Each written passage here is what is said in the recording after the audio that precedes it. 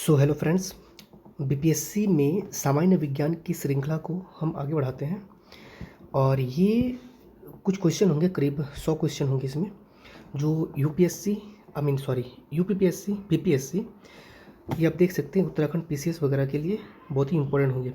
और ज़रूरी नहीं है कि ये उत्तराखंड पीसीएस में ही आएगा, ठीक ना। ये क्वेश्चन तो बीपीएससी में भी आ सकता है ना। सो स्टार्ट करता हूँ मैं ना। पहला क्वेश्चन है, निम्न में से किस विकिरण में ऊर्जा प्रति क्वांटम सर्वाधिक होगी। देखिए ऊर्जा जो है प्रति क्वांटम सर्वाधिक 200 से 280 एनएम, ठीक है, तरंग द्वेग में होगी। सौर विकिरण निम्न में से किस परास में दिखता है। किस परास में सौर विकिरण दिखता है 400 से 700 एनएम के बीच में। यहाँ देखिए दृश्य प्रकाश जो है ये 400 एनएम से लेकर 700 एनएम के बीच दिखता है, ठीक है। अवरक्त विकिरण जो है ये 700 एनएम से लेकर 10⁻6 एनएम में विभाजित होती है। ये कुछ रटने वाली है ना, इसको रट के रख लीजिए ना, अच्छा रहेगा। ये देखिए सॉरी, ये क्वेश्चन बीपीएससी में भी आ चुका है 2011 में, 53वीं और 55वीं में आ चुका है। दृश्य प्रकाश का द्रव्यमान प्रसार होता है 390 से 700 एनएम के बीच होता है। नेक्स्ट क्वेश्चन, दृश्य स्पेक्ट्रम के तरंगदैर्घ्य की सीमा होती है। बताइए दृश्य स्पेक्ट्रम की तरंगदैर्घ्य की सीमा क्या होती है। देखिए दृश्य स्पेक्ट्रम के तरंगदैर्घ्य की सीमा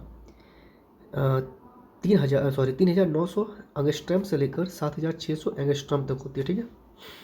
ये 2017 में आ चुका है। देखिए दृश्य स्पेक्ट्रम के संबंध में कोई निश्चित सीमा रेखा निर्धारित करना कठिन है, लेकिन फिर भी मनुष्य की आंख 380 से लेकर 700 नैनोमीटर यानी कि इतना एंगस्ट्रॉम तक के तरंगदैर्घ्य के दृश्य प्रकाश को देख सकती है, ठीक है।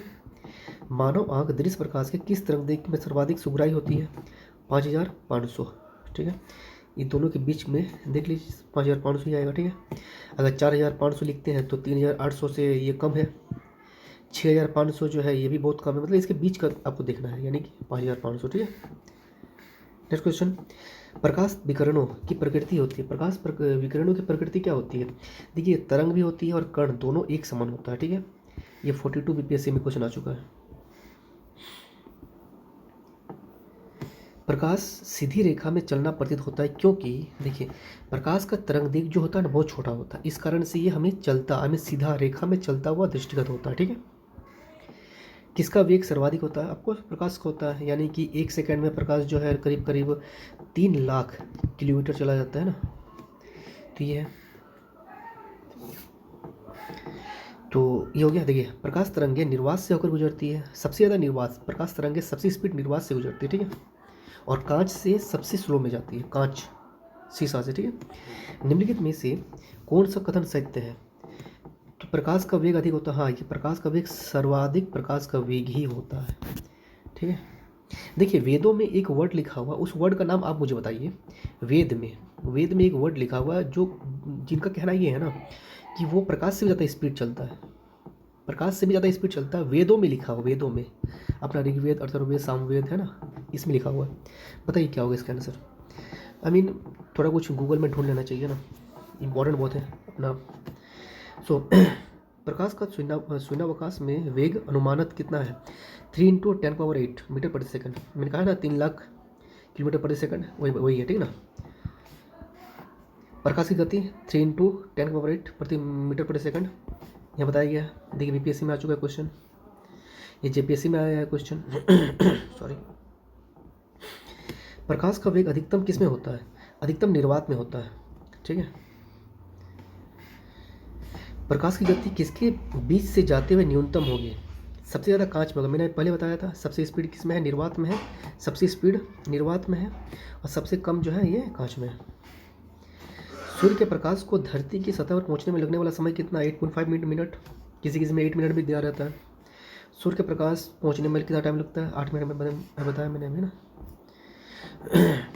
वही क्वेश्चन सेम टू सेम है। तो ये क्वेश्चन आता रहता है ना, इसलिए क्वेश्चन आता है यूपीपीएससी में, जेपीएससी में, बीपीएससी में ये क्वेश्चन बार बार आता है। प्रकाश तरंगों के वायु से कांच में जाने पर 2 चर प्रभावित होता है, वे कौन कौन सा, तरंगदैर्घ्य और वेग प्रभावित होता है ना। जब प्रकाश एक माध्यम से दूसरे माध्यम में जाता है तो निम्न में से कौन सा अपरिवर्तित रहता है? इसका आवर्ती अपरिवर्तित रहता है। वेग स्पीड बढ़ जाता है, तीव्रता भी बढ़ता है और तरंग वेग भी बढ़ जाता है। ठीक है। जब प्रकाश एक माध्यम से दूसरे माध्यम में जाता है तो निम्नलिखित में से कौन सी नहीं बदलती? अभी मैंने बताया आवर्ती नहीं बदलती है, वही क्वेश्चन है ना। अपरिवर्तित कौन रहता है? तो आवर्ती है। और बदलता कौन नहीं है? तो आवर्ती नहीं बदलती है ना। जब प्रकाश की किरण सघन माध्यम से विरल माध्यम में गमन करता है, सघन माध्यम से ठोस से विरल माध्यम में जाता है, तो क्या होता है? इसका चाल बढ़ जाएगा तथा यह अविलंब से दूर हट जाती है। निम्नांकित ऊर्जा रूपांतरणों में से किसके द्वारा प्रकाश संश्लेषण की क्रिया संपादित होती है? प्रकाश से रासायनिक ऊर्जा। एक मिनट में इसको। नेक्स्ट क्वेश्चन है प्रकाश सजावट तथा विज्ञापन के लिए विसर्जन नलिकाओं में प्रयुक्त होने वाली गैसें हैं। देखिए आप लोग अपने घर में ट्यूबलाइट देखे होंगे ना। ट्यूबलाइट में कौन सा गैस पाया जाता है? ट्यूबलाइट में नियॉन गैस पाया जाता है। ठीक है, ट्यूबलाइट में नियॉन गैस पाया जाता है। ठीक है, तो इसका आंसर क्या हो जाएगा? नियॉन हो जाएगा। नेक्स्ट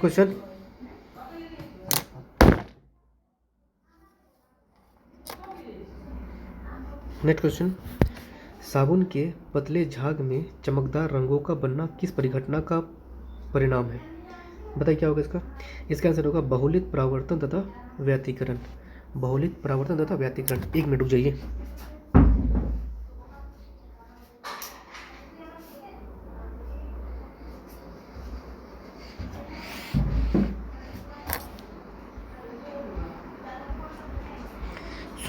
नेक्स्ट क्वेश्चन है पूर्ण आंतरिक परावर्तन होता है।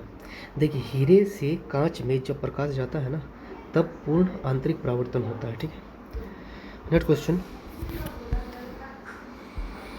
प्रकाश तंतु किस सिद्धांत पर काम करता है वो क्या है? देखिए पूर्ण आंतरिक परावर्तन ही है, उसी को अभ्यंतर कहते हैं ना। आंतरिक को ही अभ्यंतर कहते हैं। नेक्स्ट क्वेश्चन प्रकाश ऊर्जा का ऑप्टिकल फाइबर में संचरण निम्नांकित घटना के अनुप्रयोग द्वारा किया जाता है। पूर्ण आंतरिक परावर्तन के द्वारा ही किया जाता है। ठीक है। निम्नलिखित में से किस परिघटना का उपयोग ऑप्टिकल फाइबर में किया जाता है? ठीक, ऑप्टिकल फाइबर हो या फिर प्रकाश तंतु हो, प्रकाश का ऑप्टिकल फाइबर, ये सब जितना भी चीज़ें, सब कुछ पूर्ण आंतरिक परावर्तन ही है। तंतु प्रकाशीय संचार में संकेत किस रूप में प्रभावित होता है? देखिए तंतु प्रकाश जो है ना वो पूर्ण आंतरिक परावर्तन के माध्यम से कार्य करता है और इसका जो संकेत संचार जो प्रभाव होता है यह प्रकाश तरंग के माध्यम से होता है। घर में खाना बन रहा है इस वजह से थोड़ा दिक्कत हो रहा होगा ना, और मेरे पास माइक भी नहीं है। नेक्स्ट क्वेश्चन देखिए क्वेश्चन है 29 नंबर क्वेश्चन है। क्वेश्चन ये है कि इस सब में से कौन सा हिस्सा है? ठीक है, देखिए तंतु प्रकाशीय पूर्ण आंतरिक परावर्तन सिद्धांत पर काम करता है। हाँ मैंने बताया अभी तंतु प्रकाशीय जो है, ये पहली बात तो है कि तंतु प्रकाशीय प्रकाश तरंग पर काम करता है। दूसरी बात तंतु प्रकाशीय ये पूर्ण आंतरिक परावर्तन के सिद्धांत पर काम करता है। ठीक है। नेक्स्ट प्रकाश तंतु संचार तंत्र में ऊर्जा उपयोग अत्यधिक कम होता है। मैंने बताया। ठीक है, सही है भी। प्रकाश तंतु जो है संचार रेडियो आवर्ती अवरोध से मुक्त होता है, इसमें कोई रेडियो आवर्ती नहीं होता। भारत में प्रकाशीय तंतु के निर्माण में रिलायंस उद्योग नहीं है। रिलायंस उद्योग नहीं, स्टरलाइट कंपनी है। स्टरलाइट कंपनी, ये स्टरलाइट कंपनी है। ठीक है, स्टरलाइट कंपनी है। ठीक है, स्टरलाइट कंपनी का निर्माण मुझे लगता है शायद 2000 या 2001 में हुआ था। ठीक है, 2000 या 2001 में शायद हुआ था ऐसा कुछ। तो हो गया। नेक्स्ट क्वेश्चन क्या है?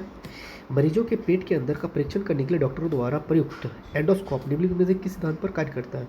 देखिए एंडोस्कोप जो होता है ये किस सिद्धांत पर काम करता है? ये भी संपूर्ण वही है, आंतरिक परावर्तन के माध्यम के सिद्धांत पर कार्य करता है।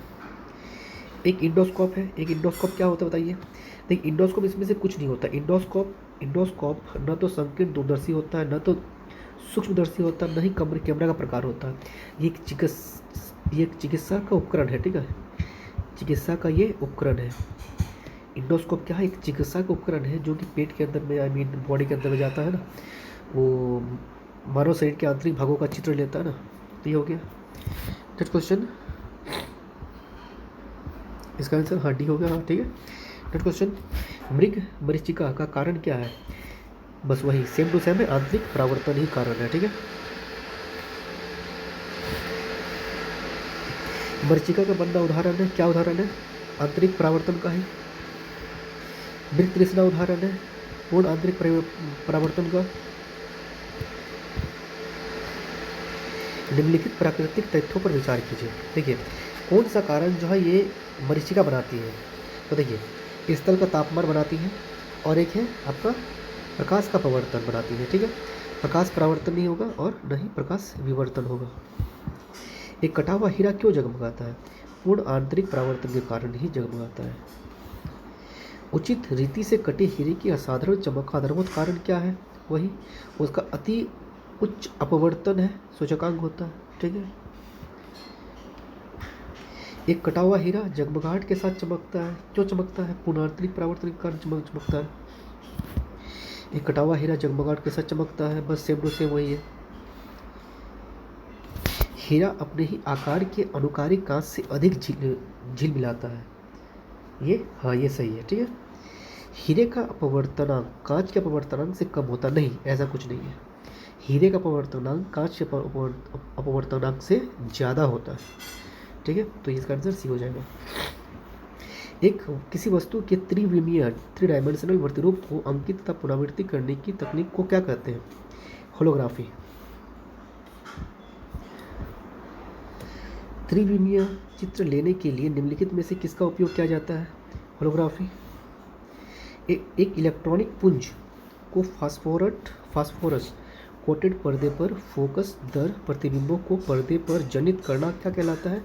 रोस्टर स्कैन कहलाता है। रमन प्रभाव का प्रकाश की उन किरणों से संबंध है जो आर पार जाती है।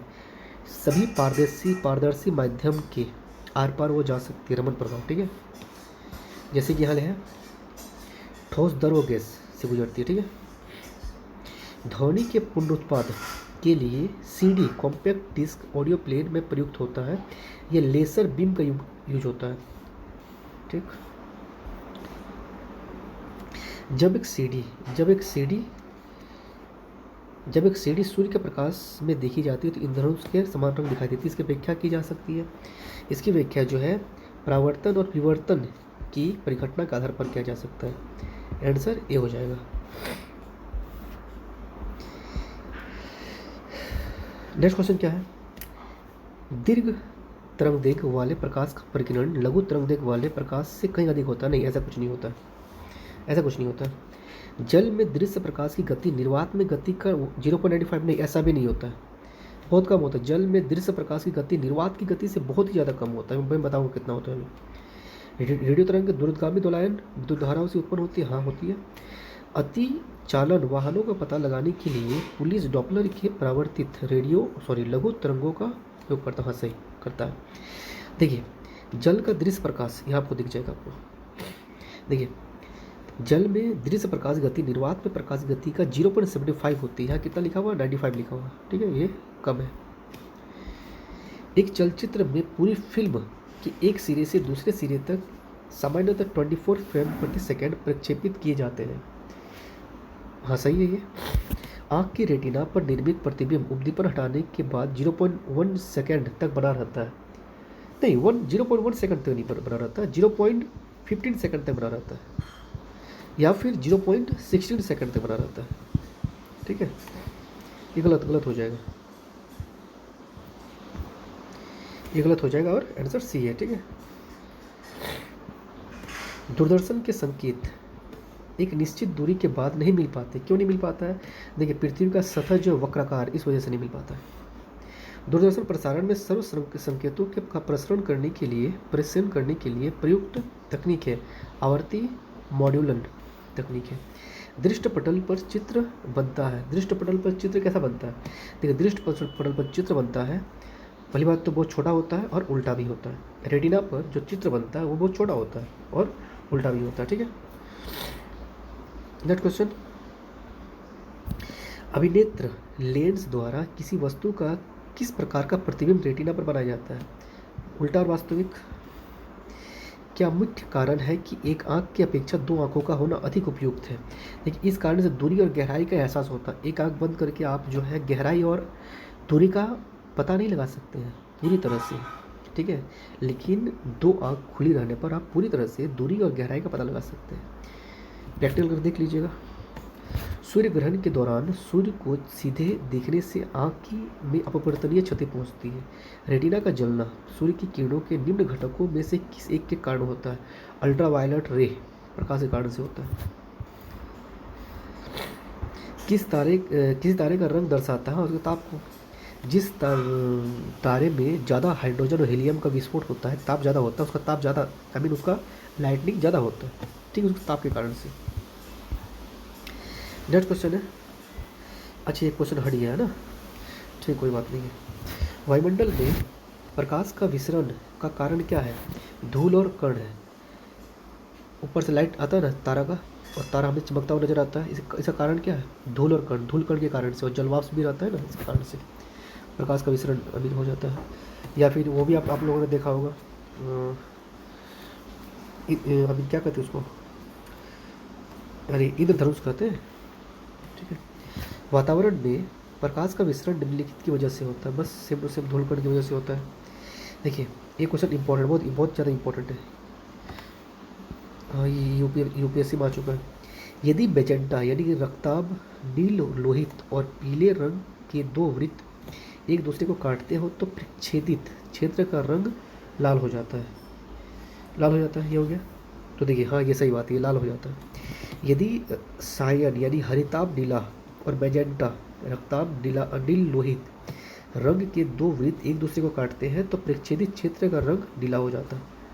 ये भी सही है, जो यूपीएससी वाले विद्यार्थी हैं उनको समझ में आएगा, ठीक है, ये भी सही है।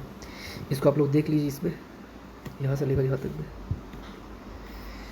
प्रकाश का रंग निर्धारित होता है किसी कारण से? तरंग देग के कारण से। देखिए लाल रंग के प्रकाश का तरंग देग सबसे अधिक होता है, बैंगनी रंग का सबसे कम होता है। ये क्वेश्चन आ चुका है बीपीएससी में। निम्न में से किस रंग का सबसे लंबा तरंग देग होता है? लाल रंग का अभी बताया, और सबसे कम जो है वो बैंगनी होता है। सबसे कम वेवलेंथ वाला प्रकाश होता है, क्या होता है? सबसे कम बैंगनी होता है। दृश्य वर्ण में सबसे कम तरंग देग वाला रंग क्या है? बैंगनी है। देखिए कितना बार एक क्वेश्चन आ चुका है, यूपी एआरओ में आ चुका है, उत्तराखंड पीसीएस में आ चुका है, एमपीपीएससी में आ चुका है, यूपीपीएससी में आ चुका है, ठीक है। तो ये क्वेश्चन आते रहता है ऐसा क्वेश्चन। किसमें उच्चतम ऊर्जा होती है? नीला प्रकाश में सबसे उच्चतम ऊर्जा होता है। सफेद प्रकाश में उपस्थित निम्नलिखित रंगों में से कौन सा रंग शीशे के प्रिज्म द्वारा सबसे कम विचलित होता है? सबसे कम विचलित जो है लाल रंग होता है, क्योंकि इसका तरंग देग बहुत ज़्यादा होता है, इस कारण से।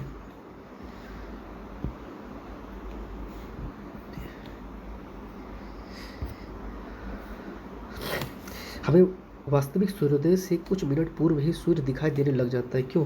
प्रकाश का पवर्तन के कारण से। क्षितिज के समीप सूर्य एवं चंद्रमा के दीर्घ वृत्ताकार दिखाई देने का कारण क्या है? पवर्तन है।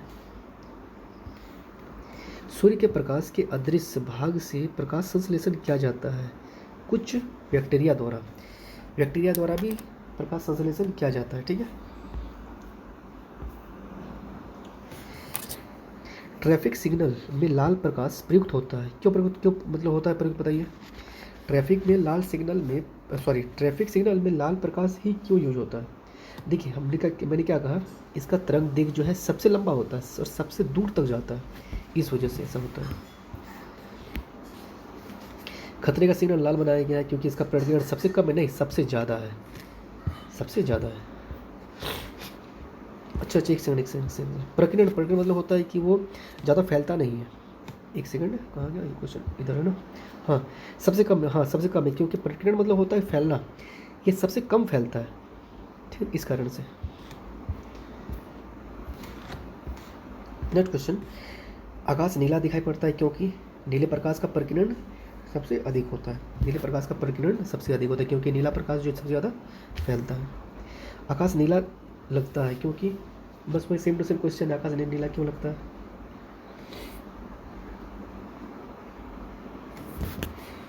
लघु तरंग।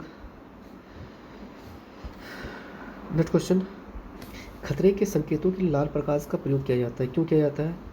ठीक है, इसका सबसे पहली बात तो इसका प्रकीर्णन सबसे कम होता है। प्रकीर्णन सबसे कम होगा तो ये लंबी दूरी यात्रा कर पाएगा, इस वजह से। आकाश का नीला रंग इस कारण होता है। क्यों होता है? वही सेम रूप से प्रकाश का प्रकीर्णन के कारण से होता है। नीला दिखाई देता है, प्रकाश का प्रकीर्णन के कारण होता है। यूपीपीएससी में 2 बार आ चुका है। आकाश के नीला दिखने का कारण प्रकाश का प्रकीर्णन यहाँ है। धनुष के 7 रंग का कारण प्रकाश का प्रकीर्णन है। इसका क्या प्रकीर्णन हो सकता है, बताइए? सूर्योदय के समय, एक सेकंड, सूर्योदय के समय सूर्योदय के समय सूर्य लाल दिखने का कारण प्रकाश का प्रकीर्णन है। हाँ है। देखिए, इंद्रधनुष के 7 रंगों का कारण प्रकीर्णन नहीं है। अगर प्रकीर्णन रहता तब तो वो सब कलर मिल जाता ना, सब तो कलर अलग अलग दिखता है हम लोगों को, तो ऐसा कुछ नहीं है। ठीक है, नेक्स्ट क्वेश्चन। सर्दी हो गया क्या बोले। सूर्यास्त और सूर्योदय के समय सूर्य के लाल रंग होने का लाल रंग का प्रतीक का क्या कारण है? प्रकाश का प्रकीर्णन। अस्त होते सूर्य लाल दिखाई देता है, प्रकीर्णन के कारण होता है। ये यूपीपीएससी से बहुत ज़्यादा क्वेश्चन आ चुका है। ये क्वेश्चन बहुत बार आ चुका है। अंतरिक्ष यात्री को आकाश का रंग लाल किस रंग का दिखाई देता है? ब्लैक रंग का दिखाई देता है वो। जब अधिक ऊंचाई और वायुयान से आकाश को दिखाया जाता है तो वह दिखता है, वही ब्लैक रंग का दिखता है। समुद्र नीला प्रतीत होता है, आकाश के परावर्तन तथा जल के कणों द्वारा प्रकाश के प्रकीर्णन के कारण होता है। पीपीएससी में आ चुका है क्वेश्चन। हमें हरी घास का रंग हरा दिखाई देता है क्योंकि यह हरे रंग के प्रकाश को हमारी आंखों पर परावर्तित करती है, इस कारण से दिखाई देता है। प्रसारी विश्व की संकल्पना आधारित है। प्रसारी विश्व की संकल्पना जो है ये डॉपलर के प्रभाव के द्वारा आधारित है। मान लीजिए कि पृथ्वी से पश्चिमगामी हो रहे एक रॉकेट यान की चाल 2/10 है। प्रकाश का वेग 2/10 है। रॉकेट यान में स्थित यात्रियों को जो प्रकाश नीला दिखाई दे रहा है वो पृथ्वी पर स्थित प्रक्षेपों को किस रंग का दिखाई देगा? पीला दिखाई देगा। क्यों दिखाई देगा मुझे पता नहीं इसके बारे में। ठीक है, इतना क्या क्या है मैथ में पता नहीं है, मुझे पता नहीं चलती सब चीज़। Next question. किसी उत्तल दर्पण द्वारा अनंत तथा दर्पण के ध्रुव पी के नीचे रखे बिंब के आभासी बिंब के प्रतिबिंब की प्रकृति क्या होगी? इसका बिंब का प्रकृति का जो होगा ये आभासी तथा सीधा हो जाएगा। कार के पीछे की यातायात के दृश्यावलोकन के लिए किस प्रकार के शीशे का प्रयोग किया जाता है? उत्तल लेंस का प्रयोग किया जाता है क्योंकि उत्तल लेंस छोटा है और पीछे वाली बड़ी वस्तुओं को छोटा करके दिखाता है। ठीक है, इस कारण से कार के पीछे अपने सेम से वही है उत्तल लेंस। वाहनों के पृष्ठ दृश्य पटल के रूप में किस दर्पण का उपयोग किया जाता है? उत्तल लेंस का उपयोग किया जाता है। दाढ़ी बनाने में किस दर्पण का? अवतल दर्पण का। अब आप मुझे बताइए कि दांत के जो डॉक्टर होते हैं, दांत के डॉक्टर वे किस दर्पण का यूज करते हैं बताइए? धूप से बचने के लिए छाते में रंग संयोजन निम्न में से कौन सा सबसे उचित है? सबसे उचित है ऊपर उजला नीचे काला। ऊपर उजाला रहेगा नीचे काला रहेगा। इससे क्या होगा ना कि वो एब्जॉर्ब नहीं कर पाएगा, ज़्यादा वो एब्जॉर्ब नहीं करेगा। ब्लैक कलर रहेगा तो ज़्यादा वो एब्जॉर्ब करेगा गर्मी को। ठीक है, खगोलीय दूरदर्शी से बना प्रतिबिंब होता है। खगोलीय दूरदर्शी से बना प्रतिबिंब काल्पनिक होता है और बड़ा होता है खगोलीय दूरदर्शी से। ठीक है, नेक्स्ट क्वेश्चन। कुछ ज़्यादा ही क्वेश्चन इसमें। जब 2 समानांतर समतल दर्पण के बीच कोई वस्तु रख दी जाती है तो बनने वाला प्रतिबिंबों की संख्या कितनी होती है? अनंत होगा। यहाँ एक आईना लगा दे और बीच में किसी को बैठा दे तो सीधी बात है कि इसका चेहरा ये यहाँ देखेगा, यहाँ देखेगा, ये यहाँ देखेगा, यहाँ देखेगा, अनंत हो जाएगा पूरी तरह से। ठीक है, प्रकाश के एक बिंदु स्रोत के 2 समानांतर समतल दर्पणों के मध्य पर रखने कितने प्रतिबिंब बनेंगे? अनंत बनेगा। सेम टू सेम क्वेश्चन है।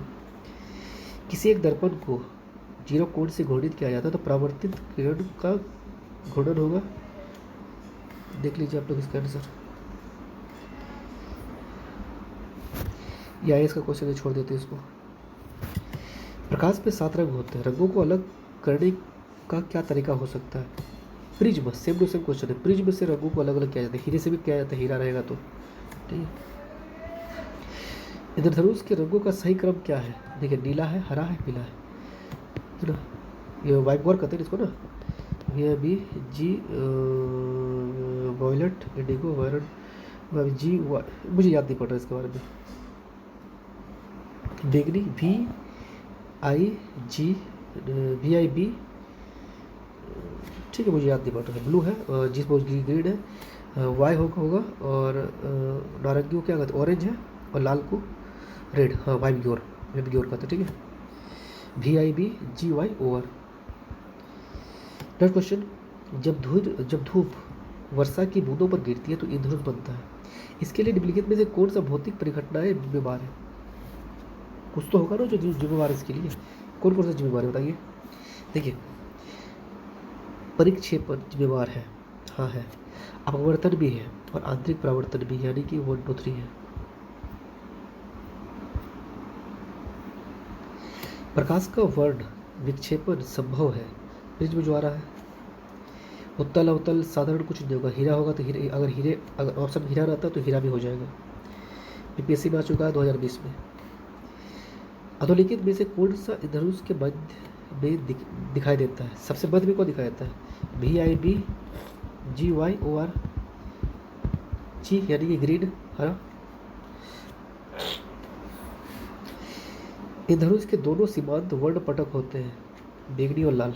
देख लीजिए, V और R, वायलेट और रेड। 12 बजे, दोपहर 12 बजे किस दिशा में इंद्रधनुष दिखाई देगा?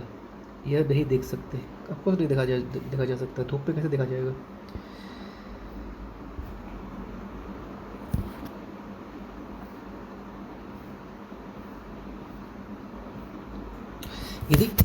यदि कोई व्यक्ति भरी बाल्टी में पड़े एक सिक्के को देखता है तो उसका सिक्का अपने वास्तविक स्थल से अपेक्षाकृत निकट लगेगा। हाँ, ये निकट लगेगा। यदि जल के अंदर कोई व्यक्ति जल तल से ऊपर एक सिक्के को देखता है तो सिक्का अपने वास्तविक स्थल से अपेक्षाकृत अधिक ऊंचाई पर लगेगा। हाँ, ये भी दिखेगा, सही आंसर है। दोनों नहीं, एक सेकंड, हाँ इसका दोनों दिखना चाहिए ना। हाँ, दोनों दिखेगा, आपको दोनों दिखेगा।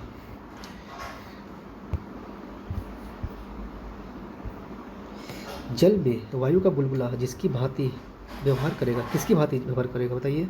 वो अवतल लेंस की भांति व्यवहार करेगा। अब सारे लेंस भी कहते हैं उसी को। जल के अंदर वायु का बुलबुला व्यवहार करेगा अब सारे लेंस की भांति। किसी व्यक्ति का पूरा प्रतिबिंब देखने के लिए एक समतल दर्पण की न्यूनतम ऊंचाई होनी चाहिए, क्या होनी चाहिए? व्यक्ति की ऊंचाई का आधा होनी चाहिए। एक समतल दर्पण की वक्रता त्रिज्या होती है, अनंत होगा, वक्रता त्रिज्या अनंत हो जाएगा। 1.50 मीटर लंबे व्यक्ति का, ये आप खुद देख लीजिए क्वेश्चन को और बनाने का प्रयास कीजिएगा, ठीक है। देख लीजिए आंसर 0.70। दूरदृष्टि दोष निवारण के लिए काम में लेते हैं, उत्तल लेंस का लेते हैं।